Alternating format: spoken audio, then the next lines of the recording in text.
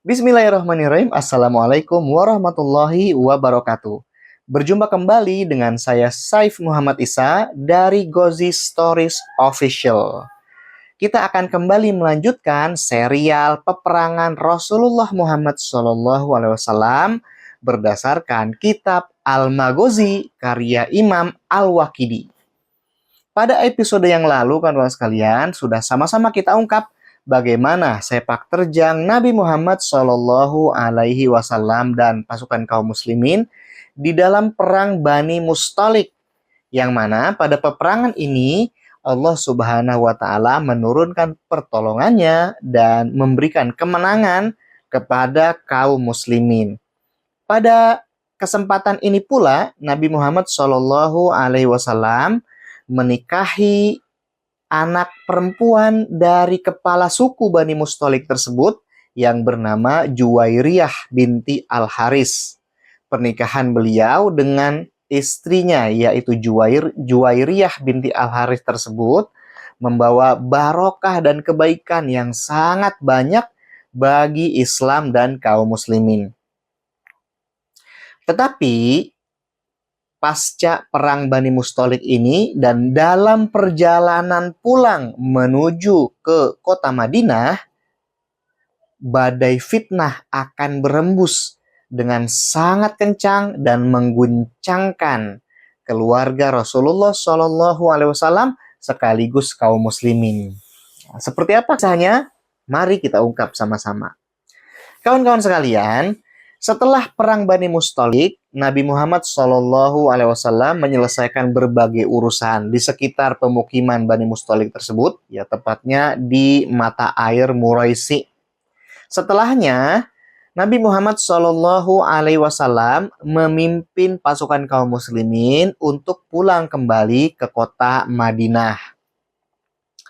Sebagaimana biasa, kalau misalnya Nabi Muhammad SAW hendak bepergian keluar kota, seperti misalnya dalam ekspedisi perang atau untuk tujuan-tujuan yang lain, yang pasti kalau Nabi Muhammad SAW mau pergi keluar kota, beliau biasanya menggelar undian untuk menentukan siapakah istri beliau yang akan ikut bersama beliau mendampingi dalam safar keluar kota tersebut. Pada kesempatan perang dengan Bani Mustalik itu, Nabi Muhammad SAW didampingi oleh istri beliau, yaitu Siti Aisyah radhiyallahu anha. Dalam perjalanan pulang menuju kota Madinah, Nabi Muhammad SAW dan pasukan kaum muslimin saat menjelang tiba di kota Madinah, jadi masih di sekitar luaran kota Madinah ya. Nabi Muhammad SAW memutuskan untuk beristirahat di tempat itu. Nah, jadi ketika itu rombongan beristirahat dengan mendirikan tenda-tenda ya, kemudian menggelar api unggun misalnya. Mereka kemudian bermalam di sekitar tempat itu. Nah, pada keesokan harinya, jadi beristirahat semalam di situ, pada keesokan harinya melanjutkan kembali perjalanan hingga tiba di kota Madinah. Nah, di tempat itu, pada saat itu, kawan-kawan sekalian, saat rombongan sedang beristirahat, ya, Siti Aisyah radhiyallahu anha yang ketika itu memang masih bertubuh langsing gitu ya. Jadi ketika itu Siti Aisyah radhiyallahu anha itu belum menjadi lebih gemuk ya, tapi masih langsing ketika itu. Nah, Siti Aisyah radhiyallahu anha saat pasukan sedang beristirahat tersebut, beliau memisahkan diri. Jadi pergi agak ke gurun. Ya, jadi kalau misalnya perkemahan ya, pasukan kaum muslimin ada di sini. Nah, beliau ketika itu hendak buang hajat, beliau pergi memisahkan diri agak masuk lebih jauh ke gurun yang ada di sekitar perkemahan itu, ya. Nah, ketika itu, kawan-kawan sekalian, Siti Aisyah radhiyallahu anha pergi ke gurun untuk buang hajat. Ceritanya begitu, seperti misalnya dituturkan di dalam Sirah Ibnu Hisham juga dalam kitab Al-Maghazi. Nah, beliau kemudian pergi buang hajat, ya sendiri nih ceritanya ke tengah-tengah gurun, ya kan? Nah, ketika itu setelah menyelesaikan hajatnya, kalau sekalian, Siti Aisyah kan kembali lagi ke perkemahan, ya ke perkemahan kembali lagi.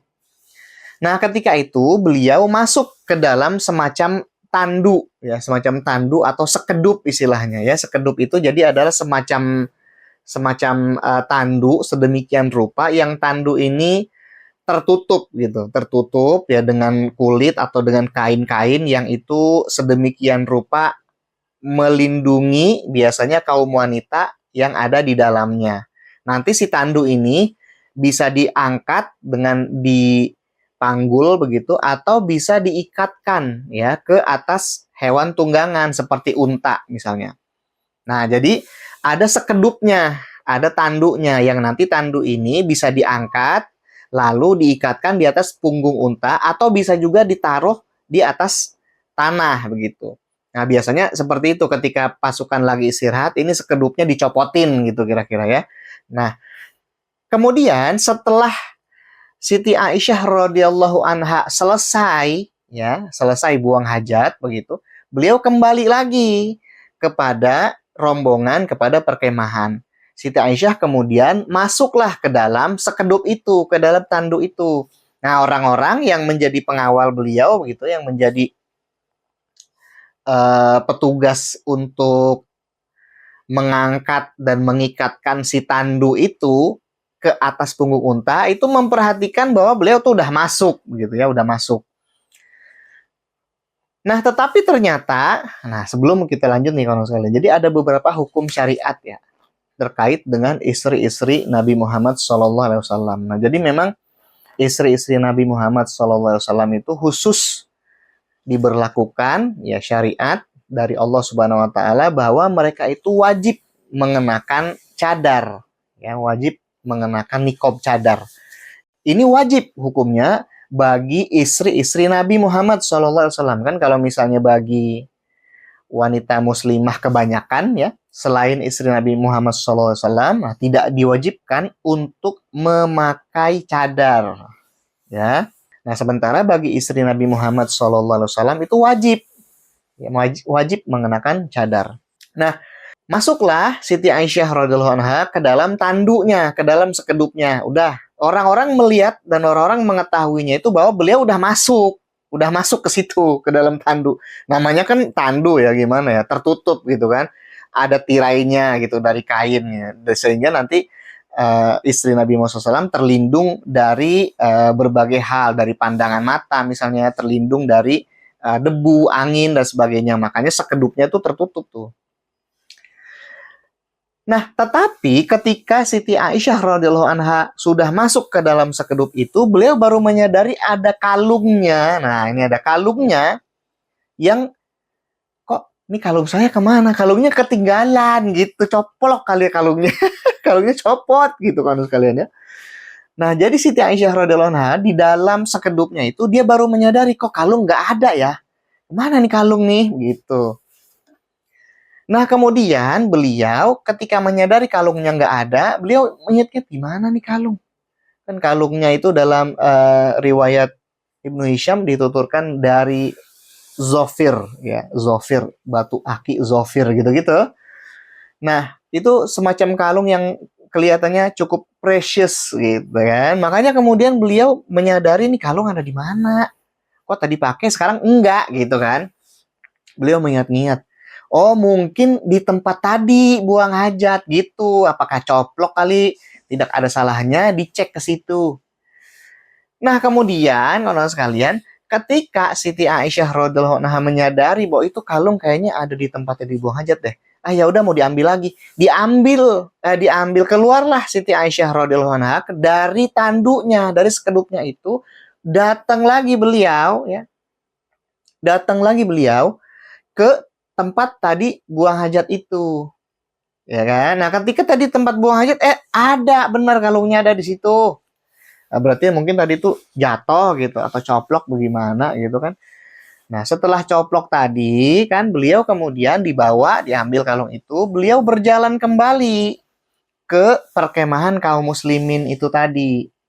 Ya.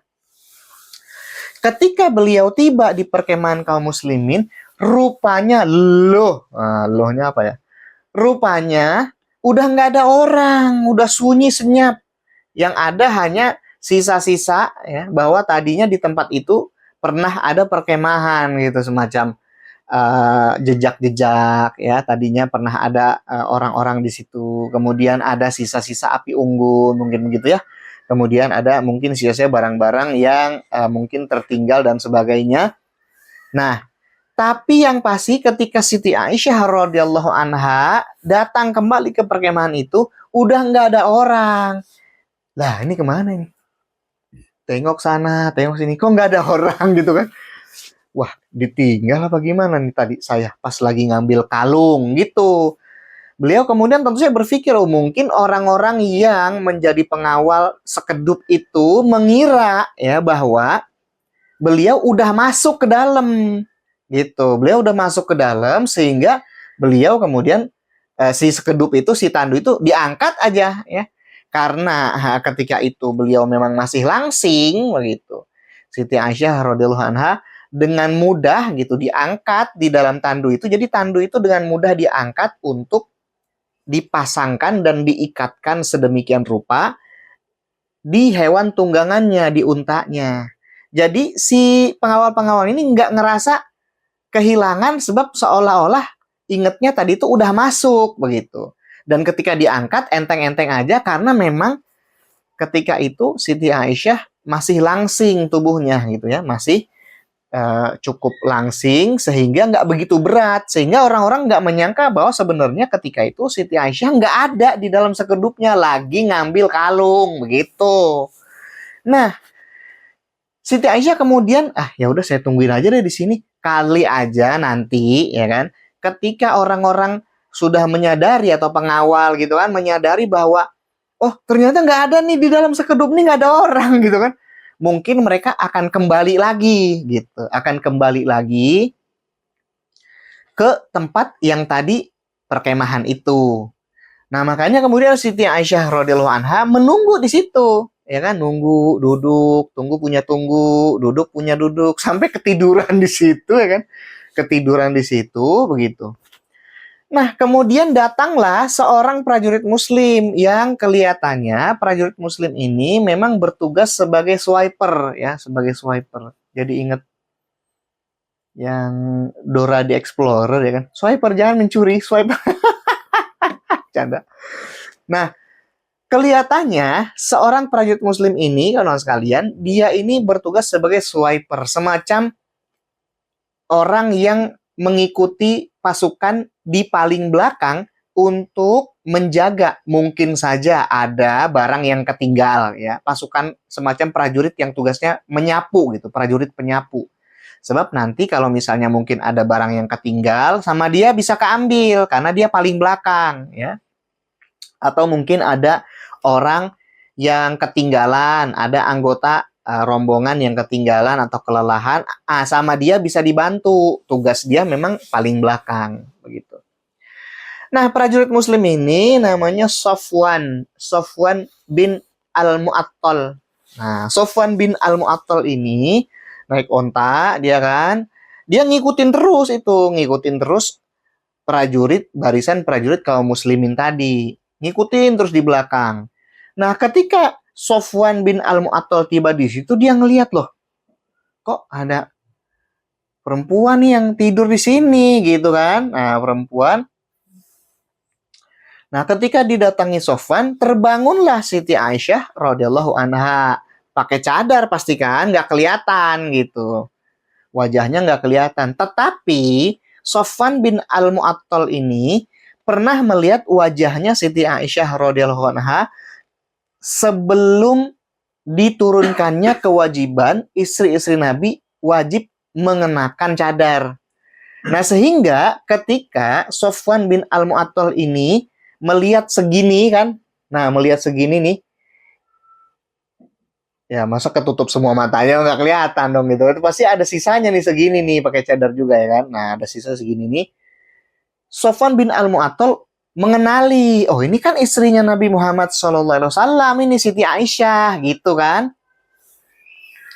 Kelihatannya ketinggalan begitu. Ya sudah kalau begitu, wahai umul mukminin, ayo nih silakan nih naik ke unta. Nah begitu kan. Nah Sofwan bin Al-Mu'attal ketika itu, ini betapa agungnya adab ya dan akhlak para sahabat Rasulullah Sallallahu Alaihi Wasallam ya ridwanullah alaihim. Itu adalah para sahabat Rasul ini memang memiliki rasa malu dan tata krama yang luar biasa. Jadi ketika Sofwan bin Al-Mu'attal ini mempersilahkan Siti Aisyah untuk naik, nah, jadi kan dia bawa unta tuh, dia naik unta gitu. Nah ketika mempersilahkan Siti Aisyah untuk naik ke untanya, Sofwan ini nyingkir dulu gitu. Nggak kayak misalnya kalau kita lihat film-film barat misalnya kan, ketemu misalnya sama temen gitu kan, temen cewek misalnya pinggir jalan, ayo naik sini. Kamu ketika mau naik mobilnya dipegangin tangannya, nggak ada kayak gitu, nggak ada.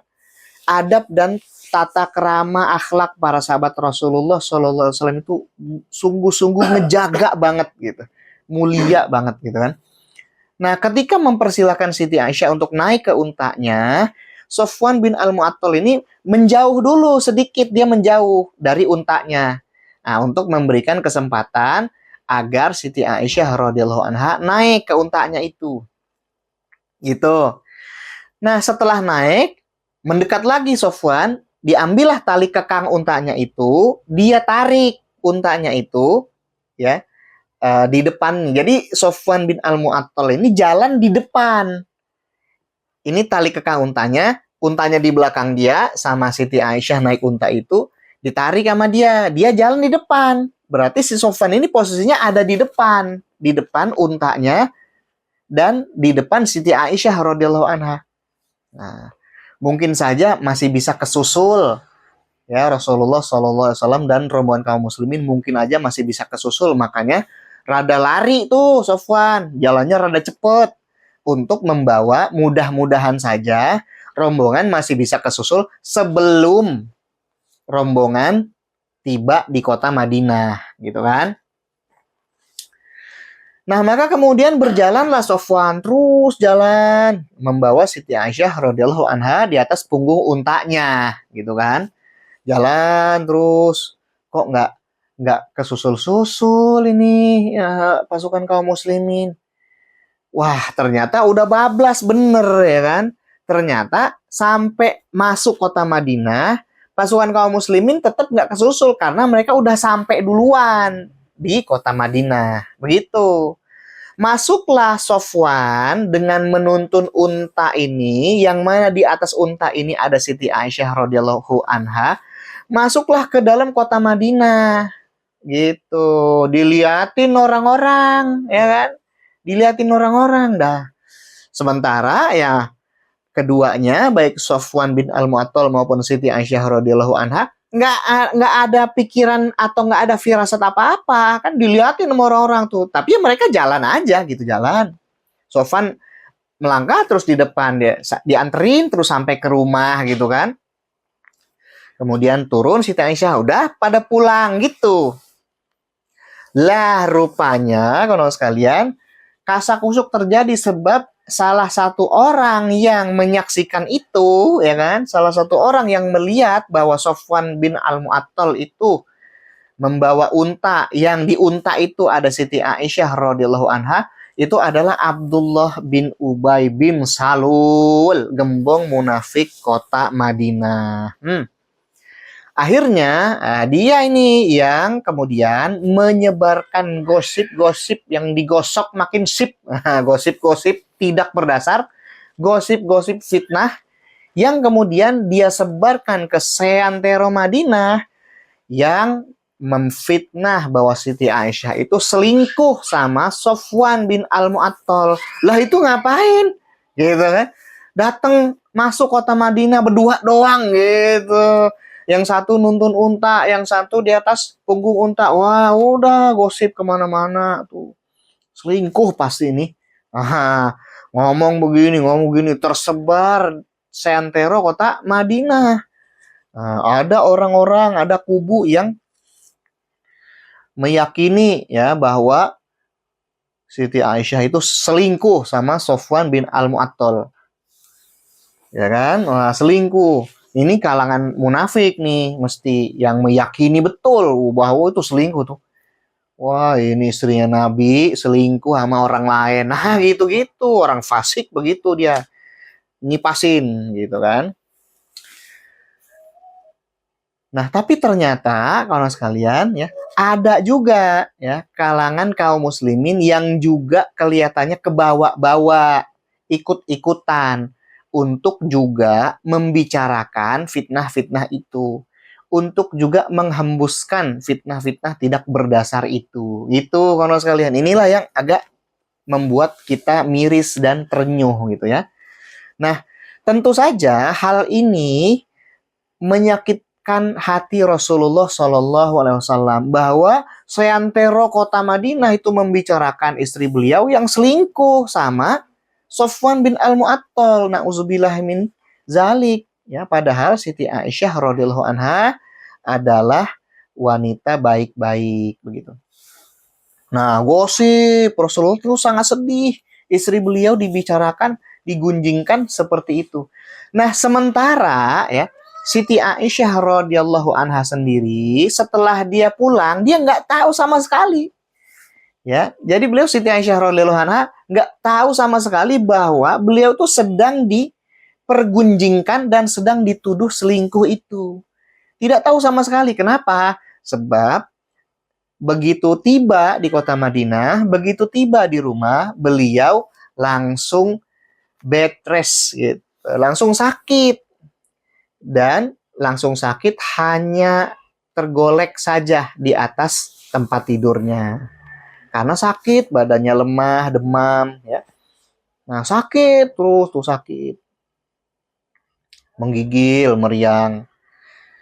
Nah, orang-orang di sekitar beliau, baik itu ayah beliau ya Abu Bakar Siddiq radhiyallahu anha maupun ibu beliau yaitu Ummu Ruman, istrinya Abu Bakar Siddiq radhiyallahu anha, radhiyallahu anhu ya, itu tidak ngomong apa-apa sama sekali, nggak ngasih tahu bahwa itu di luaran orang-orang lagi pada menggunjingkan kamu gitu, kamu dituduh selingkuh, itu nggak ngasih tahu sama sekali ya. Ketika lagi sakit itu kawan sekalian, Siti Aisyah lagi sakit itu, baik kedua orang tuanya maupun suaminya yaitu Nabi Muhammad SAW itu nggak ngasih tahu sama sekali kepada Siti Aisyah radhiyallahu anha bahwa beliau sedang digunjingkan, sedang digosipkan, sedang difitnah selingkuh. Itu nggak dikasih tahu sama sekali.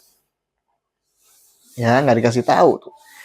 Tetapi nih kalau sekalian, Siti Aisyah ngerasa kok ada perubahan sikap gitu, ada perubahan sikap dari suaminya yaitu Nabi Muhammad SAW. Karena biasanya Siti Aisyah itu ketika mendapatkan sakit, ya mendapatkan cobaan berupa sakit, itu Nabi Muhammad SAW itu perhatian gitu, sayang gitu ya. Tapi kok belakangan ini, ya padahal Siti Aisyah lagi sakit, kok Nabi Muhammad kayak dingin gitu, kayak gimana ya? Ya dingin gitu ya. Cuma datang, bagaimana keadaanmu? Nanya gitu doang. Oh iya nih masih bed rest gitu-gitu, masih penyembuhan. Udah, ya nanya bagaimana keadaanmu?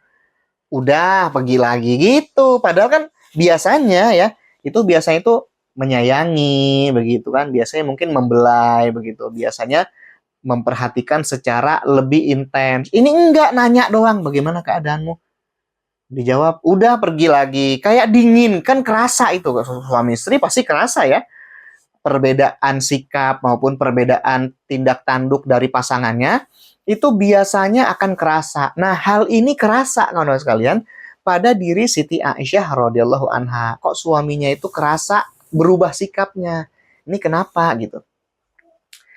Nah, ketika Siti Aisyah ngerasa suaminya berubah sikap terhadap beliau kemudian meminta izin bahwa beliau mau pulang saja ke rumah orang tuanya supaya dirawatnya itu sama ibunya gitu. Dirawatnya itu sama ibunya. Jadi mau pulang ke rumah orang tuanya, yaitu rumahnya Abu Bakar Siddiq dan Ummu Ruman, supaya ibunya yaitu Ummu Ruman bisa merawat Siti Aisyah secara lebih intensif. Nah, hal itu kemudian diizinkan oleh Rasulullah Shallallahu Alaihi Wasallam. Maka kemudian Siti Aisyah diantarkan pulang ke rumah orang tuanya. Nah, di situ dirawat oleh orang tuanya, oleh bapak dan ibunya, begitu.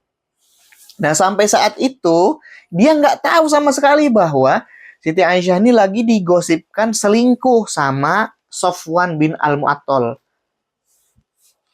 Nah, kira-kira 20 hari, kawan-kawan sekalian, 20 hari Siti Aisyah radhiyallahu anha sakit ya. 20 hari bed rest, hampir sebulan berarti kan.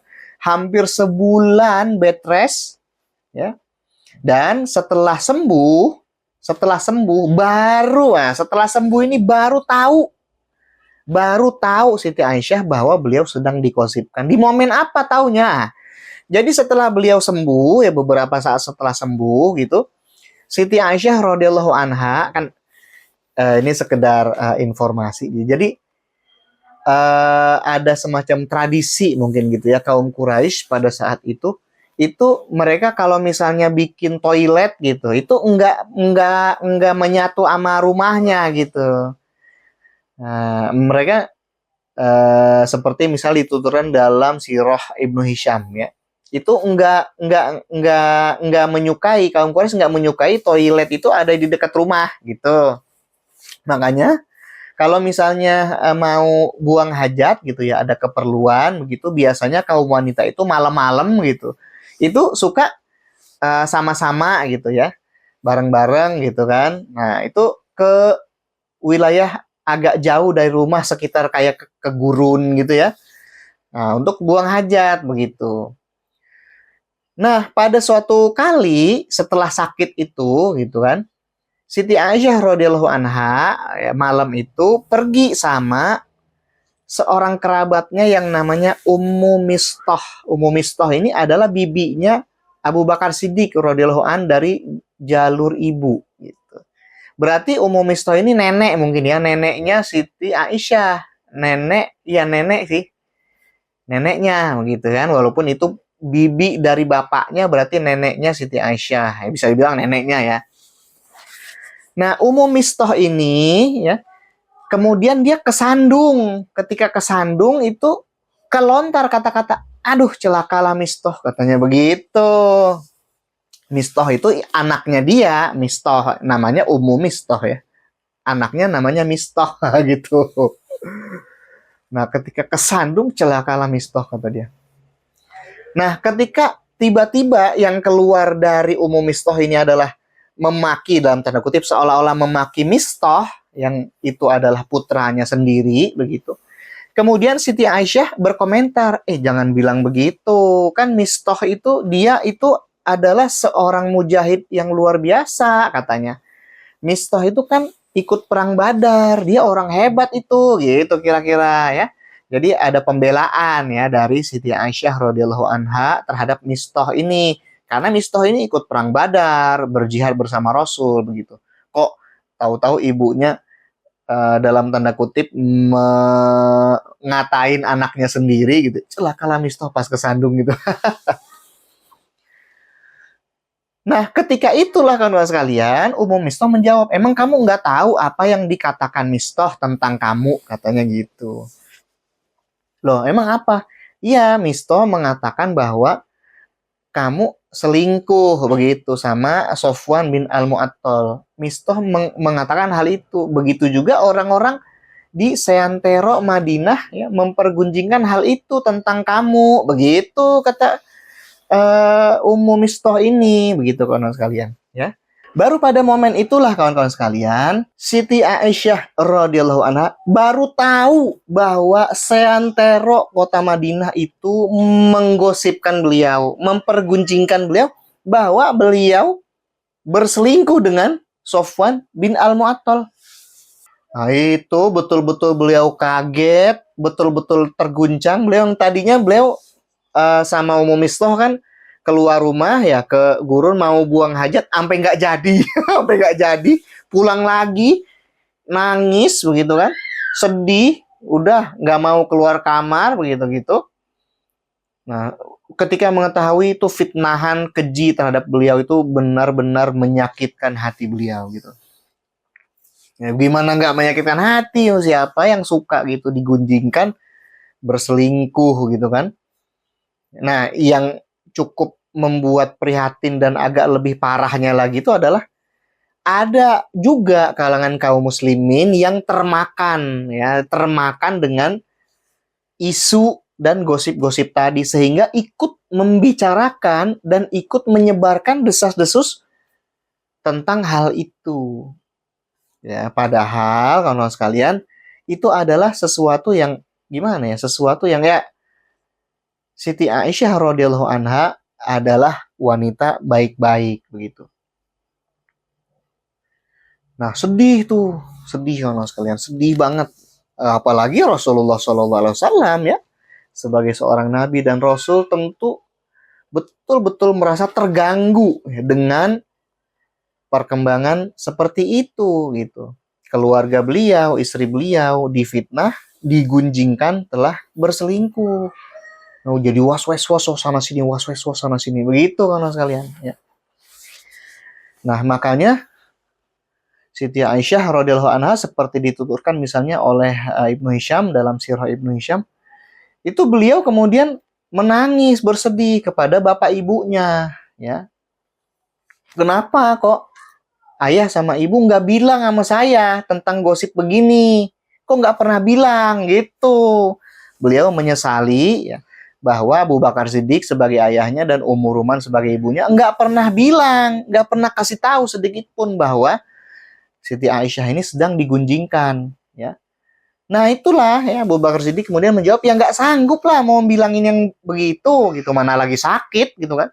Nah selain itu yang benar-benar mengganggu Abu Bakar Siddiq dan istrinya itu adalah khawatir kalau itu teh bener gitu, khawatir kalau itu bener dan sampai turun ayat. Ah ini nih kawan-kawan sekalian ya, khawatir kalau misalnya itu bener ya, lalu turun ayat tentang itu, wah udah kayak segala marwah itu udah rontok, semuanya rontok gitu kan, gara-gara ada salah seorang anggota keluarga gitu diduga melakukan perbuatan keji dan ternyata mungkin itu benar, lalu turun ayat tentang itu, ya udah kayak diabadikan gitu di dalam Al-Qur'an dengan ayat itu. Oh ini keluarganya Abu Bakar nih melakukan perbuatan keji misalnya begitu ya, sampai turun ayat dan ayat itu dibaca oleh jutaan miliaran orang sampai hari ini itu nggak kebayang oleh Abu Bakar Siddiq dan istrinya serta kaum kerabatnya. Ngeri itu kawan sekalian, ngeri banget ya kan. Kalau iya benar turun ayat bagaimana gitu. Wah udah itu benar-benar merasa was-was takut. Makanya Abu Bakar Siddiq dan kerabat-kerabatnya berdoa supaya itu adalah gosip dan fitnah belaka gitu, nggak benar pastinya. Ya mereka tetap yakin, tetap percaya begitu ya bahwa Siti Aisyah radhiyallahu anha adalah wanita yang baik-baik. Itu juga yang kemudian diyakini misalnya seperti dituturkan oleh Ibnu Hisham, Abu Ayyub Al-Ansori misalnya. Ya dalam riwayat Ibnu Hisham pun dituturkan bahwa beliau pun yakin ya, beliau mengungkapkan kepada istrinya bahwa beliau yakin bahwa Siti Aisyah radhiyallahu anha itu wanita baik-baik begitu. Nah, kemudian sahabat-sahabat yang lain juga merasa yakin. Ya, umumnya sahabat-sahabat besar itu yakin kok Siti Aisyah radhiyallahu anha itu adalah wanita baik-baik, wanita yang suci yang tidak pernah melakukan perbuatan keji dan munkar.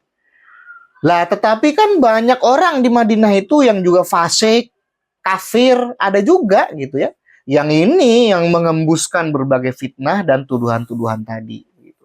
Sampai-sampai Nabi Muhammad, aduh betul-betul ngerasa terganggu, ya betul-betul ngerasa bahwa, aduh bagaimana ini gitu kan. Ya ringrang lah kalau kata orang Sukabumi ya, merasakan kecemasan dan merasakan kekhawatiran yang luar biasa. Nah, sampai kemudian beliau berkonsultasi begitu kepada keluarga-keluarganya ya. Bahkan ketika itu sampai-sampai hampir terpecah nih persaudaraan antara Bani Aus dan Khazraj. Karena apa? Karena mereka juga saling tuduh, ya. Kami meyakini Siti Aisyah itu adalah wanita baik-baik. Ada orang-orang Khazraj yang menghembuskan juga fitnahan terhadap wanita yang baik-baik ini, terhadap istri Nabi Muhammad SAW. Kalau misalnya engkau menghendaki ya Rasulullah, akan kami eksekusi orang-orang itu, gitu. Nah, orang-orang dari Bani Khazraj kan nggak suka dong. Wah, kamu berkata begitu, itu karena apa? Karena kamu mengetahui yang mengawalinya adalah orang-orang dari Khazraj. Coba kalau misalnya kamu mengetahui yang mengawalinya orang-orang dari Bani Aus, kamu nggak bakal ngomong begitu. Ah, udah konflik. Hampir terjadi konflik tuh kawan sekalian ya. Udah bersih tegang itu kaum muslimin karena yang satu berkubu ya kepada yang seolah-olah mereka itu mempercayai bahwa Siti Aisyah radhiyallahu anha itu melakukan perbuatan yang keji tadi. Nah, sementara kubu yang lain ya tidak menyetujui, ya, mereka tetap meyakini Siti Aisyah radhiyallahu anha itu adalah wanita baik-baik dan tidak pernah melakukan perbuatan keji gitu. Udah hampir pecah itu. Mengerikan itu situasinya kalau sekalian ya. Nah, sampai kemudian Nabi Muhammad SAW pun mendatangi ya, rumahnya Abu Bakar Siddiq begitu untuk berbicara kepada istrinya gitu. Dalam riwayat Imam Ibnu Hisham dituturkan bahwa Rasulullah SAW mendatangi Siti Aisyah radhiyallahu anha di kamarnya, didampingi oleh Abu Bakar, didampingi oleh istrinya Ummu Ruman. Nah, situ Rasulullah SAW bertanya, ya, wahai Aisyah, bertobatlah engkau. Allah Subhanahu wa taala Maha Pengampun, begitu. Ya, Allah Subhanahu wa taala itu Maha Pengampun, maka bertobatlah engkau gitu. Diperintahkan begitu oleh Rasulullah SAW. Siti Aisyah makin nangis, makin kejer gitu. Makin nangis mendapatkan ungkapan seperti itu dari Rasulullah Shallallahu alaihi wasallam. Nah, beliau menjawab, Siti Aisyah menjawab, kalau saya nggak bakal mau, katanya. Saya nggak mau bertobat ya tentang hal itu. Karena kalau misalnya iya saya bertobat, berarti saya mengakui, kata beliau begitu ya. Berarti saya mengakui bahwa saya melakukan perbuatan keji itu, orang saya nggak bersalah, begitu kata Siti Aisyah. Saya nggak mau bertobat akan hal itu, kata beliau. Nangis lagi begitu kan. Wah, udah gimana gitu. Yakin betul Siti Aisyah bahwa beliau tidak bersalah, begitu kan. Beliau tidak bersalah.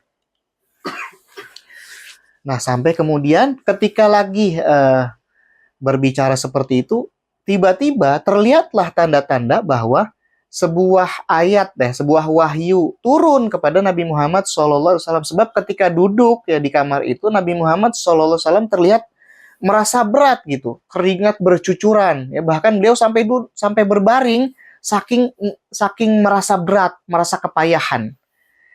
Nah, setelah beberapa saat, setelah kemudian ayat itu berhasil diturunkan semua, ayat itu diterima oleh Nabi Muhammad SAW, beliau kemudian kembali merasa ringan, beliau kemudian baikan, keringatnya udah bercucuran di dahi dan di wajah beliau.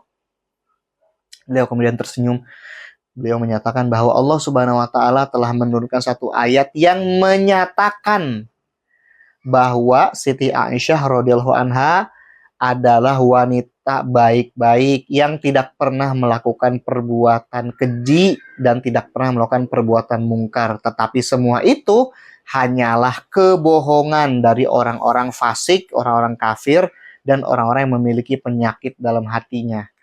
Nah, ketika itu ayat yang turun adalah surat An-Nur ayat 11. Ya. Dalam ayat itu penggalanya Allah Subhanahu wa taala berfirman, innalladzina ja'u bil ifki, ya, innalladzina ja'u bil ifki, ujungnya gimana ya? Nah, itu ifki ya. Yang ifki tadi, innalladzina ja'u bil ifki, dan orang-orang yang datang dengan perkataan dusta. Nah, ini makanya peristiwa ini kalau sekalian di dalam sejarah Islam itu dikenal sebagai haditsul ifki.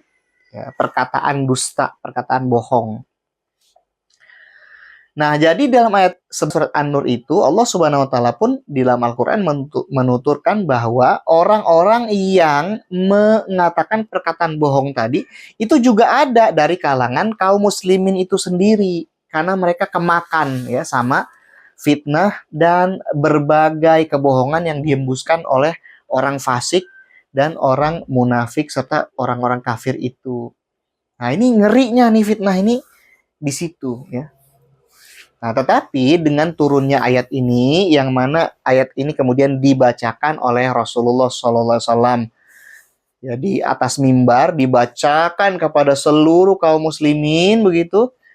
Nah, kemudian ayat itu pun tersebar, dihafalkan ya, dan kemudian tersiar ke seantero kota Madinah. Maka dengan turunnya ayat itu pun ya, gugurlah, batallah segala fitnah dan segala kebohongan yang diarahkan kepada Siti Aisyah radhiyallahu anha. Bersihlah sudah nama Siti Aisyah radhiyallahu anha ya.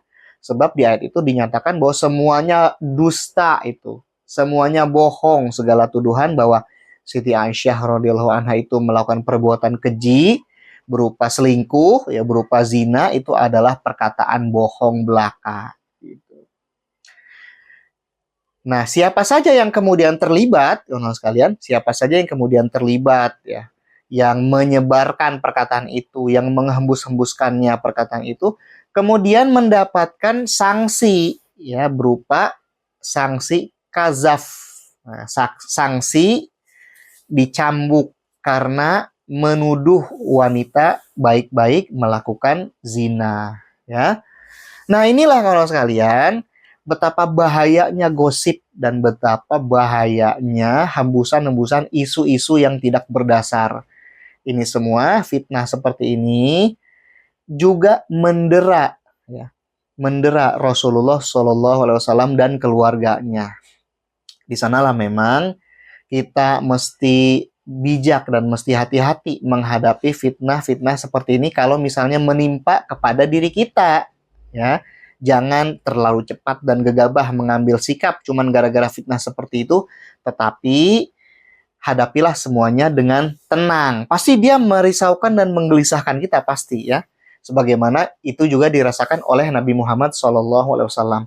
Tetapi Nabi Muhammad SAW tetap bersikap bijak, ya, bersikap tenang. Beliau menunggu arahan dan wahyu dari Allah Subhanahu Wa Taala sehingga setelah semuanya clear, semuanya jelas dengan turunnya wahyu tersebut, Rasulullah SAW pun akhirnya kembali bernapas lega ya bersama keluarga beliau. Tentu begitu juga Abu Bakar Siddiq, Ummu Ruman dan kerabat-kerabatnya, termasuk Siti Aisyah radhiyallahu anha pun pada akhirnya bisa bernafas lega dengan ketetapan dan keputusan dari Allah Subhanahu wa taala tersebut berupa ayatnya.